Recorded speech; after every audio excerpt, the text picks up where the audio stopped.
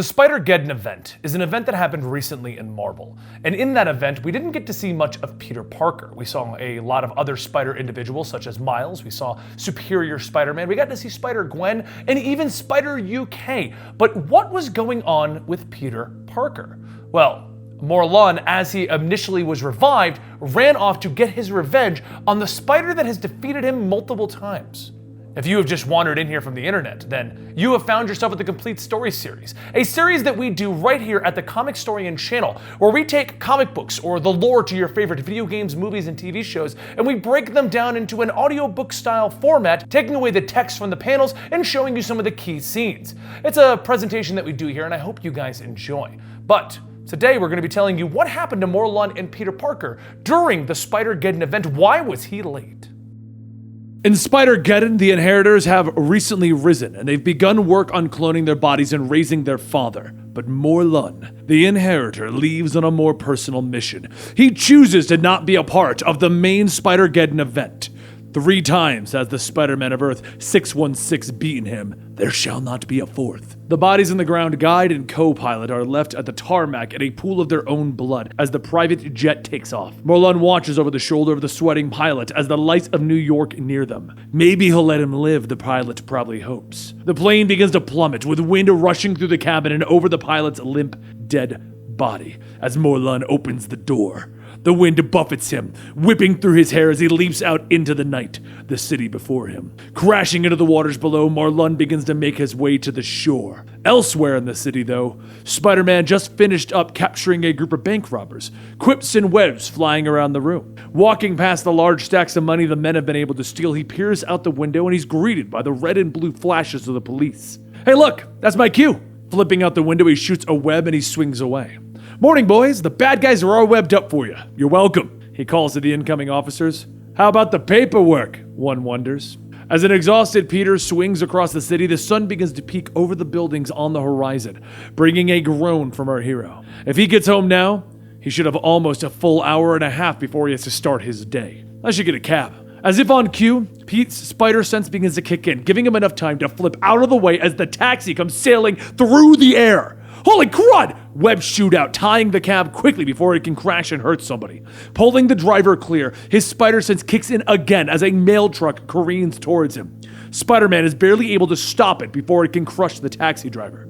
As Peter begins to wonder what is causing all of the crazy traffic, Loveland comes strolling down the street. Oh God is the only thing that he can think of. "You have managed to evade me 3 times before. No more games. Today I feed, Spider." The vampire hisses, with his eyes glowing red. Spider-Man doesn't hesitate, and despite his exhaustion, he leaps towards the villain. Loveland is fast, however, with his fist coming up to meet Spider-Man's chest. Spider-Man throws a punch, but Loveland easily dodges it with his superior speed. Another blow drops Spidey, drawing blood and tearing his mask at the mouth. Blood begins to curl from his lips. Loveland doesn't slow down as kicks and punches rain down upon him. Pete needs to get away and he shoots webbing, blinding Loveland, giving him a few precious seconds. The bumper from the taxi acts as a bat as Spidey swings for the fences, but with Loveland down, he doesn't hesitate. Pete runs. He can't lead Loveland back to where he lives, so he calls in some backup. Pulling out his cell phone, he dials the number. Hello? A groggy voice answers. "Jonah!" Pete yells as he runs, Loveland already on his tail. At his home, Jonah sits up in bed questioning if Peter even knows what time it is. Admitting he doesn't, Pete then asks Jonah for help. He needs something from his apartment and he can't get it himself. Knowing Peter's secret now, Jonah starts getting dressed as he explains where his web watch is in his apartment. "Jonah, please hurry. This is pretty serious." "You can count on me," Jonah answers as he runs out the door. Hanging the phone up just as Loveland catches up, Peter is tackled from the sky. The two crash into a construction site, with the workers scattering away from the impact. Peter then struggles out of the wreckage, his costume torn, his body broken. "Is the whole world bleeding eternally, or is it just me?" "Enough!" Loveland stands above him, a jackhammer in his hands as he plunges towards Peter. But Spider-Man stops the blade inches from his face, gritting his teeth with the strain. "Hurry, Jonah." At Peter's apartment, Jonah is pushing past his roommate Randy, moving for Peter's room.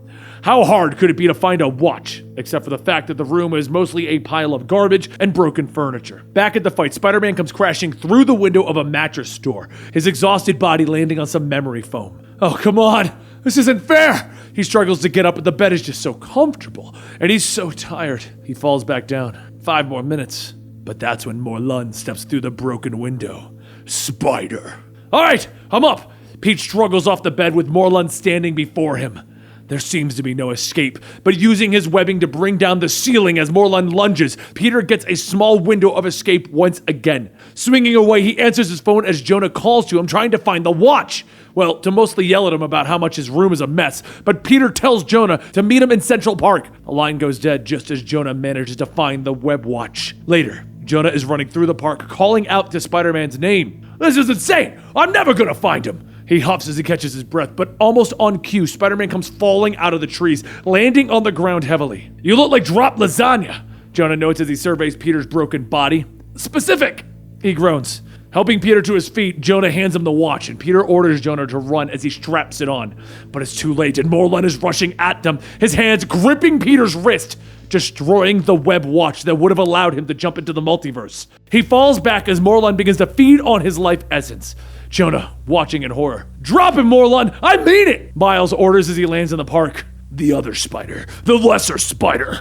Morlun hisses as he drops Peter, turning and rushing fast into Miles. Pinning him to the ground, Miles tries to use his venom strike, but it doesn't seem to have much of an effect on the vampire. He tries again, this time aiming for the creature's eyes. Morlun staggering back with a roar. The momentary blindness was all Peter and Jonah needed. Realizing that his prey has escaped, Morlun moves to chase. Trying to slow him down, Miles shoots some webs, but is punched and thrown away. Further away, Jonah is trying to get Peter to safety, but Pete wants to go back and help Miles. I'm shocked you're able to stand, Jonah tells him. You should see the other guy. Oh wait, you did! And he looked fantastic! Never mind. Stopping on the bridge, Peter takes a second to web his broken arm into a sling. He suddenly slams into Jonah, throwing him off the bridge, just in time as Morlun comes flying in. Grabbing Spider-Man, Morlun leaps away, but Peter struggles free, falling back to the earth. He lands hard again, struggling to his feet to see that he landed at the entrance to the zoo. Moving inside, he slowly tries to get away. Moving through the exhibits, Peter is tired and broken. He just wants to sit down. But he can't, he has to keep moving. He turns, envious of some monkeys that are sleeping in their enclosure.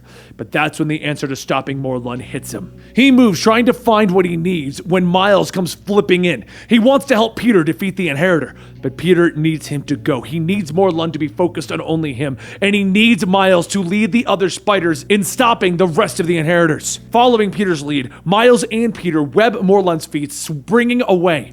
He slips inside of one of the zoo cafes, but they still have to slow down Morlun, so they create a gas leak and turn on the burners. The spiders then both escape out the back as Morlun comes in, the building exploding. Knowing this won't slow down Morlun for long, they keep moving, with Peter finally finding what he needs in a service shed. Tranquilizers. Miles still does not like the idea of leaving Peter behind, but Pete knows that only Miles can lead the rest of the spiders and stop the Inheritors.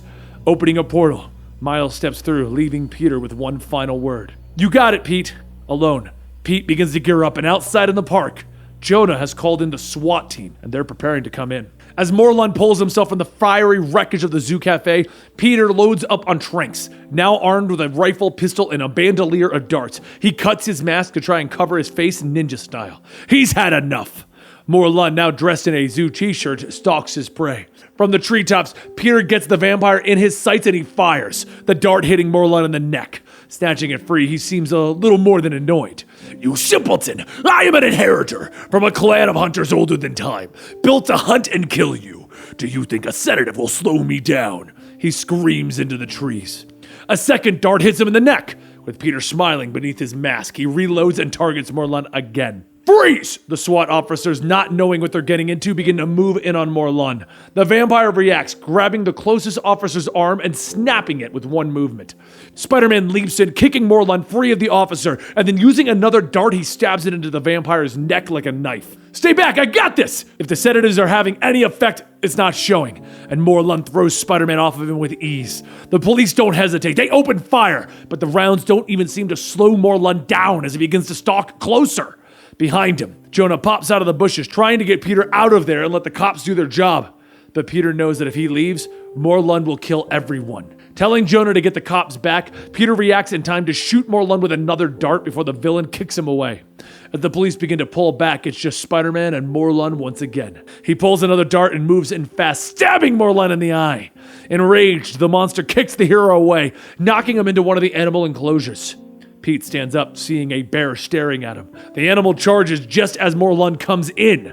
With a spinning kick, Spider-Man manages to keep both attackers at bay, and a second kick sends the bear into the water, keeping it and Spider-Man safe. Once again, he's alone with Morlund, yet the vampire seems to finally be feeling the effects of the drugs. Tired yet? Peter asks. I don't tire, I feed! Morlund hisses as he attacks, but he's slower. Peter flips over him to attack him back, webbing him and throwing him to the ground. Webbing him up some more, Spider-Man retreats again, hoping to finally end the fight. Snapping the webbing, Morlund follows him into the Penguin building. Darkness and honking surrounds him, and that's when he sees the spider silhouetted in the doorway. He charges, but Spider-Man moves and Morlund runs headfirst into an animal cage. Morlund roars in anger as the police encircle him. Fire at will, gentlemen. And with these words, the police open fire with tranq rounds, the darts all hitting Morlund until he falls, sleeping in a puddle of his own drool. Thanking the police and Jonah for their help, Peter finally manages to get away and he returns to his apartment. He falls into his bed exhausted, his eyes closing as blissful sleep begins to overtake him. Peter! He opens one eye to see Spider-Gwen come swinging in out of another web portal. The inheritors have returned and we need your help! Peter sits up. Tell me on the way. You weren't sleeping, were you? Gwen asks as they step into the portal. Of course not. Not when there's work to be done.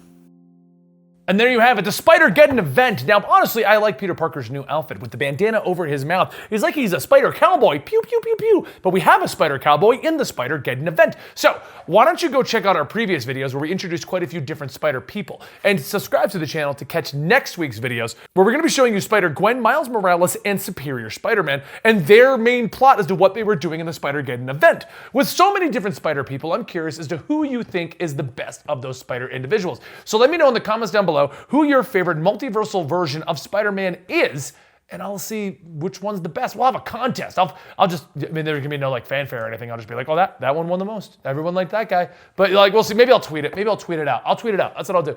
So why don't you go ahead and follow me on Twitter at Comicstorian and subscribe to this channel to see what's going on, and we'll see who the best alternate reality Spider-Man is. Thank you, and I'll see you next time.